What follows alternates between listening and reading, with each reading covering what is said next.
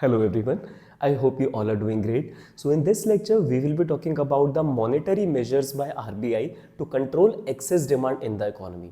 बेटा हम quantitative measures के बारे में इस लेक्चर में बात करेंगे. नेक्स्ट लेक्चर में हम क्वालिटेटिव इंस्ट्रूमेंट्स के बारे में बात करेंगे. क्वांटिटेटिव जो हम इस लेक्चर में बात करेंगे वो हर एक टाइप के लोन को अफेक्ट करेंगे इकोनॉमी में, बट जो क्वालिटेटिव होते हैं वो सिलेक्टिवली कुछ लिमिटेड टाइप ऑफ लोन को अफेक्ट करते हैं, not all types of loan. तो अगर हम बैंक रेट की बात करते हैं, जैसे अब बैंक रेट क्या होता है? Bank rate is basically the rate of interest that a commercial bank has to pay to the central bank for borrowing money from the central bank for a period of long time. अगर कोई commercial bank central bank से long time के लिए पैसे उधार पे लेता है तो उस पे जो रेट ऑफ इंटरेस्ट उन्हें पे करना होता है सेंट्रल बैंक को, उस रेट ऑफ इंटरेस्ट को ही हम क्या बोलते हैं? Bank rate.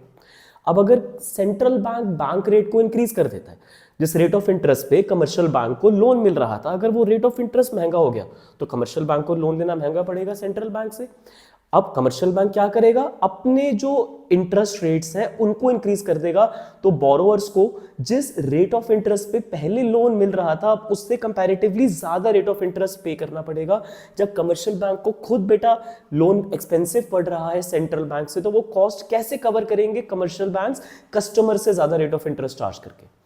तो कस्टमर डिस्करेज होंगे और कुछ लोग लोन लेने से मना कर देंगे, तो मनी सप्लाई थोड़ी कंट्रोल में आ जाएगी और ऑब्जेक्टिव हमारा पूरा हो जाएगा. मनी सप्लाई को कंट्रोल करना था तो this is the best way. Bank rate महंगा हुआ, कमर्शियल बैंक के रेट ऑफ इंटरेस्ट एक्सपेंसिव हुए, कस्टमर डिस्करेज हुआ, मनी सप्लाई डाउन हो गई. डेफिशिएंट डिमांड के केस में इसका ऑपोजिट होता है. But I believe bank rate आप सबको क्लियर है. एक बार मैं यहाँ से रीड करवा दूं तो बेटा जिस रेट पे सेंट्रल बैंक कमर्शियल बैंक को लोन देता है for long term requirement is called as the bank rate.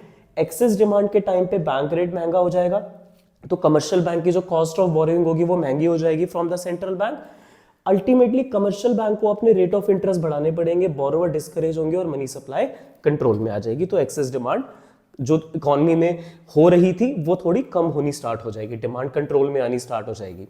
बेटा रेपो रेट और bank rate are kind of same only, the only difference is the time period.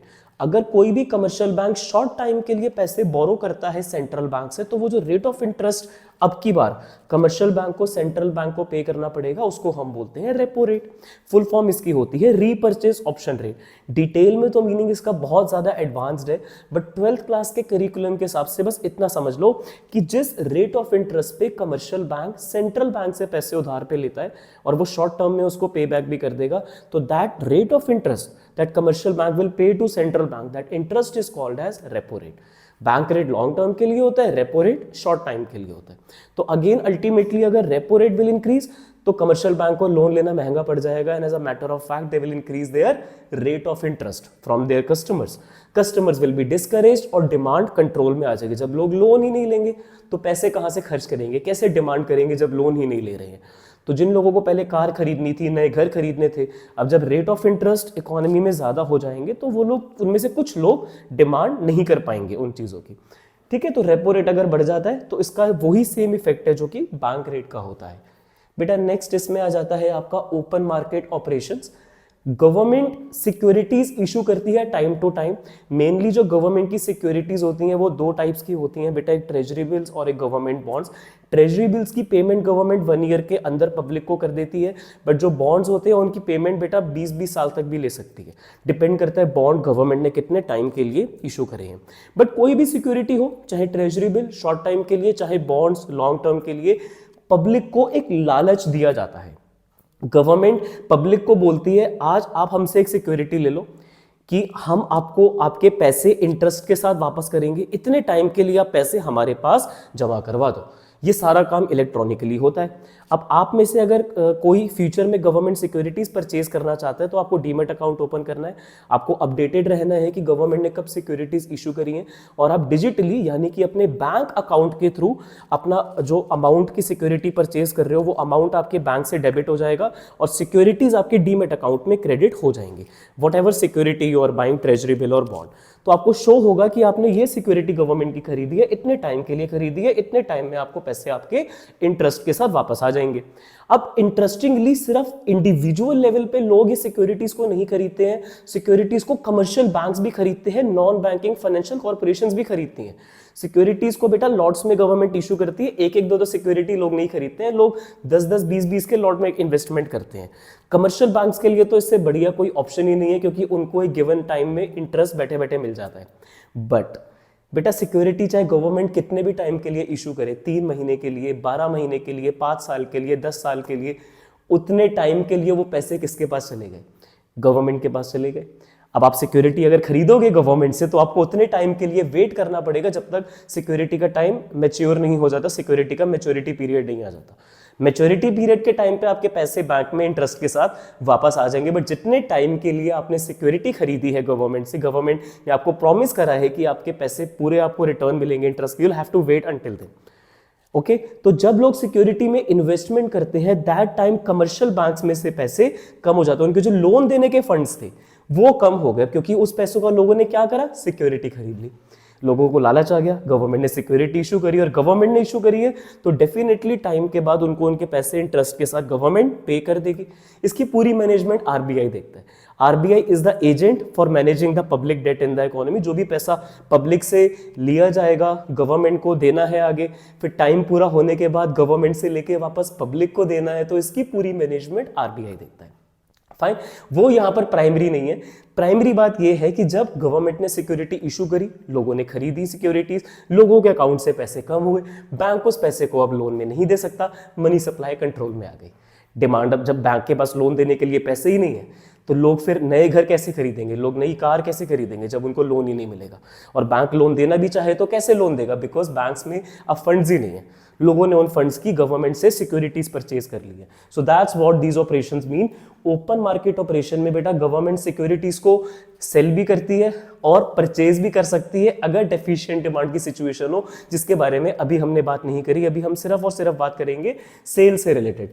तो ultimately central bank को, RBI को instruction दी जाती है कि अगर excess demand की सिचुएशन है, सिक्योरिटीज को क्या करो? सेल, बेचो। सिक्योरिटीज आपको शो होंगी, स्टॉक मार्केट पे अवेलेबल होती हैं, आप उनमें इन्वेस्टमेंट करोगे एंड आपके डीमेट अकाउंट में सिक्योरिटीज क्रेडिट हो जाएंगी। You will have to wait until the time is completed, तो आपको आपके पैसे वापस मिलेंगे। पर उतने टाइम के लिए बैंक में से पैसे चले गए, बैंक उस पैसे को लोन में कस्टमर्स को नहीं दे पाएगा। सिक्योरिटी सेल करी गवर्नमेंट ने, बैंक्स में से पैसे कम हो गए कमर्शियल बैंक में से, तो इससे कमर्शियल बैंक्स की जो लोन देने की एबिलिटी होती है, क्रेडिट क्रिएट करने की जो एबिलिटी होती है वो इफेक्ट होती है। और लोग फिर जब लोन लेने के लिए बैंक में जाते हैं, बैंक्स में पैसे नहीं होते हैं, तो बैंक आपको जब लोन नहीं देगा तो आप पैसे कैसे खर्च करोगे, लोग डिमांड कैसे करेंगे? So that's how open market operations are done. Then next one is legal reserve requirements, in short LRR. It's a combination of two types of requirements, CRR and SLR. बेटा CRR बैंक, कमर्शियल बैंक्स में, specifically commercial banks में जो हम पैसे deposit करवाते हैं उसका एक certain percentage which is again decided by RBI itself. Commercial bank को उतना परसेंटेज आरबीआई के पास रखवाना है। अगर बैंक में लोगों ने 100 रुपए जमा करवाए हैं तो बैंक 100 रुपए का दूसरे लोगों को लोन नहीं दे सकता। आरबीआई ने कंपलसरी करा है कि लोगों ने जितने पैसे जमा करवाए हैं उसमें से कुछ पैसे हमारे पास रखवाओ आरबीआई के पास, और कुछ पैसे बैंक तुम अपने पास रिजर्व करो, बाकी जो बच जाएगा उतने का आप कस्टमर को लोन दे सकते हो। 100 रुपीज का बैंक में मान लो डिपॉजिट आया, सिंपल सा एग्जांपल, जिसमें से आरबीआई ने बोला 4% हमारे पास रखवा दो, ये लो आरबीआई 4 रुपए। आरबीआई ने बोला 16% अपने पास रिजर्व कर लो, 100 का 16% हो गया 16 इटसेल्फ, तो 4 रुपए आरबीआई के पास, 16 रुपए बैंक के पास, 20 रुपए रिजर्व, 80 रुपए का बैंक लोन दे सकता है। अंडरस्टूड? तो 16 जो बैंक को खुद मेंटेन करना होता है ना बेटा, वो लिक्विडिटी, मतलब लिक्विड में मेंटेन करना होता है। बैंक 16 की वैल्यू का गोल्ड खरीद सकता है, गवर्नमेंट सिक्योरिटीज खरीद सकता है, ठीक है, कहीं इन्वेस्टमेंट कर सकता है, बट कैश में नहीं मेंटेन करेगा। सीआरआर जो आरबीआई के पास 4% जाएगा वो उनका कैश में रखवाना होता है। Keep that in mind. Deposit जितना बैंक में आता है ना, उसका 4 to 5% जो भी फिगर आरबीआई डिसाइड करेगा वो आरबीआई के पास कैश में जाता है। That is why cash reserve ratio. Bank को जो खुद मेंटेन करना होता है around 16, 17, 18 whatever percentage decided by RBI, वो बैंक को अपने खुद के पास मेंटेन करना होता है, but not in the form of cash, in the form of liquid assets. दोनों रिजर्व का टोटल एलआरआर होता है। अब अल्टीमेटली एक बात को समझो, अगर चाहे सीआरआर इंक्रीज हो चाहे एसएलआर इंक्रीज हो, अल्टीमेटली LRR तो इंक्रीज हो ही जाएगा क्योंकि ये इन दोनों का सम होता है। अगर 4% आरबीआई के पास रखवाना है, 16% कमर्शियल बैंक को खुद अपने पास मेंटेन करना है, तो टोटल कितना लीगल रिजर्व करना है? 20%। अगर एक फिगर भी इंक्रीज हो गई, मान लो वो 4 का 4% ही है, बट यहां 16 का जो कमर्शियल बैंक को खुद मेंटेन करना था SLR, वो 20% कर दिया आरबीआई ने, क्या होगा? 20% कमर्शियल बैंक खुद मेंटेन करेगा, 4% आरबीआई के पास रखवाएगा, तो अब कमर्शियल बैंक 20 नहीं 24% रिजर्व करेगा। बाकी बैंक के पास अब जो 76 लेफ्ट ओवर है उसका बैंक लोन दे पाएगा। तो लोनेबल फंड्स कम हो गए, नहीं हो गए? पहले बैंक 80% का लोन दे सकता था, अब बैंक सिर्फ 76% का लोन दे सकता है, क्योंकि बैंक को अब 20% की जगह 24% का लीगल रिजर्व रिक्वायरमेंट रिजर्व करना है।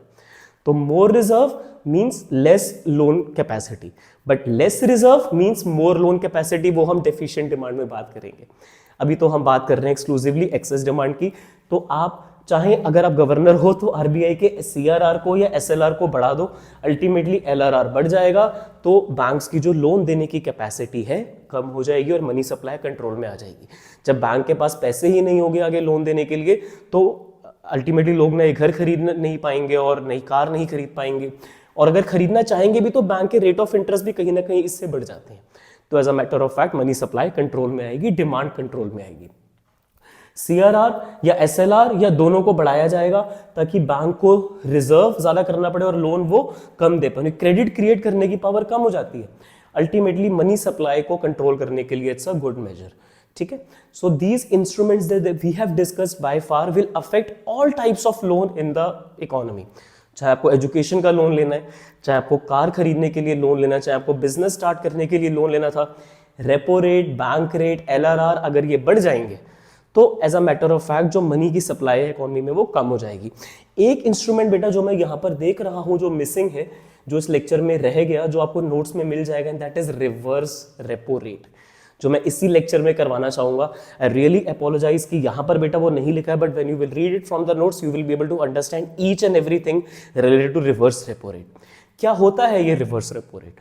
बेटा ये वो रेट ऑफ इंटरेस्ट होता है जो सेंट्रल बैंक ऑफर करता है कमर्शियल बैंक्स को, अगर कमर्शियल बैंक अपने फंड सेंट्रल बैंक के पास कुछ गिवन पीरियड ऑफ टाइम के लिए रखवा देते हैं। तो जैसे आप पब्लिक हो, मैं पब्लिक हूं, हम अपने पैसे बैंक में फिक्स डिपॉजिट करवा देते हैं, टाइम पूरा होने के बाद हमारे पैसे इंटरेस्ट के साथ वापस आ जाते हैं।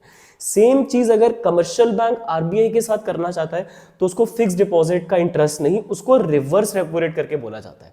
नाउ इट्स नॉट लाइक कि सेंट्रल बैंक कमर्शियल बैंक से पैसे उधार पे ले रहा है, इट्स लाइक कि कमर्शियल बैंक्स अपने एक्सेस फंड्स आरबीआई के पास पार्क करवा रहे हैं in order to get a good amount of interest on that time. अब अगर रिवर्स रेपो रेट इंक्रीज हो जाएगा तो कमर्शियल बैंक के लिए ज्यादा बेनिफिशियल रहेगा अपने फंड्स आरबीआई के पास रखवा देना रेदर देन कस्टमर को लोन देना, क्योंकि कस्टमर ने लोन की पेमेंट नहीं करी तो it will become NP, non performing asset, bank का नुकसान हो जाएगा, बट आरबीआई तो गारंटेडली आपको आपके पैसे वापस करेगा। तो अगर रिवर्स रेपो रेट आरबीआई की तरफ से ज्यादा ऑफर करा जाता है तो कमर्शियल बैंक्स लालच के चक्कर में अपने रेट ऑफ इंटरेस्ट बढ़ा देते हैं कस्टमर को लोन देते टाइम। कस्टमर बोलता है पहले आप कम रेट ऑफ इंटरेस्ट पे लोन दे रहे थे, अब आपने ज्यादा रेट ऑफ इंटरेस्ट चार्ज करना शुरू कर दिया। ऐसा क्यों? कमर्शियल बैंक बोलता है भाई आपको लोन देंगे, पेमेंट दो या ना दो, रिस्क है। वही पैसे अगर हम आरबीआई को थोड़े कम इंटरेस्ट पर भी रखवा देंगे जो कि रिवर्स रेपो रेट है, वहां गारंटी है। तो it's profitable for us to put the funds with RBI and not with the customer. तो कस्टमर का रेट ऑफ इंटरेस्ट ज्यादा हो गया लोन लेने के लिए तो लोग डिस्करेज होंगे और मनी सप्लाई रेगुलेट हो सकती है। तो बेटा चाहे बैंक रेट हो, चाहे रेपो रेट हो, चाहे रिवर्स रेपो रेट हो, चाहे एलआरआर हो, चारों इंस्ट्रूमेंट्स को एक्सेस डिमांड की सिचुएशन में इंक्रीज करा जाता है। रेपो रेट महंगा हुआ तो कमर्शियल बैंक को लोन लेना एक्सपेंसिव पड़ा आरबीआई से, तो वो अपने रेट ऑफ इंटरेस्ट बढ़ा देंगे। बैंक रेट बढ़ेगा तो फिर से कमर्शियल बैंक को लोन लेना महंगा पड़ा, अपने रेट ऑफ इंटरेस्ट को बढ़ा देंगे। रिवर्स रेपो रेट इंप्रूव हुआ तो कमर्शियल बैंक के लिए ज्यादा फायदा है आरबीआई के पास पैसे रखवाना, तो वो उस फायदे को ध्यान में रखते हुए कस्टमर से ज्यादा रेट ऑफ इंटरेस्ट डिमांड करना शुरू कर देंगे, तो मनी सप्लाई कंट्रोल में आ जाएगी। एलआरआर में चाहे सीआरआर बढ़ा, चाहे एसएलआर, चाहे दोनों, अल्टीमेटली बैंक के रिजर्व ज्यादा करने पड़ेंगे तो लोन कम दे पाएंगे, तो मनी सप्लाई कंट्रोल में आएगी। ओपन मार्केट ऑपरेशन में गवर्नमेंट सिक्योरिटी पब्लिक को ऑफर करेगी, लोग अकाउंट से पेमेंट करेंगे, बैंक्स में से पैसे कम होंगे तो बैंक लोन कम दे पाएगा। So all these instruments are quantitative. Why? Because RBI इनको यूज करता है इकोनॉमी में मनी सप्लाई को रेगुलेट करने के लिए by affecting all types of loan in the economy, not just single loan, by all types of loan in the economy. I believe the topic is clear to all of you. Still, in case any student is having any doubt, difficulty in any of the instrument, feel free to ask to me in the comment section or on my Insta handle. Thank you for listening me so patiently. Have a nice day.